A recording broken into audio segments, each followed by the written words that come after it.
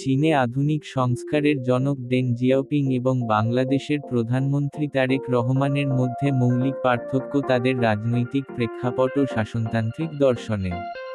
ডেং Xiaoping একটি একদলীয় সাম্যবাদী ব্যবস্থায় বাজার অর্থনীতির প্রবর্তন করে চীনকে বিশ্বশক্তিতে রূপান্তর করেছিলেন, যেখানে অর্থনৈতিক স্বাধীনতা থাকলেও রাজনৈতিক স্বাধীনতা ছিল অত্যন্ত সীমিত।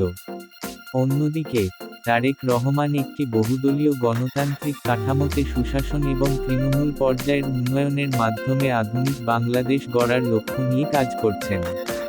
ডেং জিয়াওপিংয়ের মডেলটি ছিল রাষ্ট্রীয় কঠোর নিয়ন্ত্রণে শিল্পায়ন, আর তারেক রহমানের দর্শন মূলত উদার গণতান্ত্রিক মূল্যবোধ ও অংশগ্রহণমূলক উন্নয়নের ওপর ভিত্তি করে প্রতিষ্ঠিত।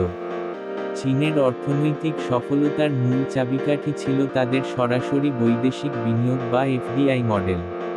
বাংলাদেশ যদি চীনের মতো বাণিজ্য উন্নয়ন ঘটাতে চায়, তবে বিশেষ অর্থনৈতিক অঞ্চলগুলোর সেস দ্রুত বাস্তবায়ন, ওয়ান স্টপ সার্ভিসের মাধ্যমে আমলাতান্ত্রিক জটিলতা নিরসন এবং লভ্যাংশ প্রত্যাবাসন প্রক্রিয়া সহজ করতে হবে।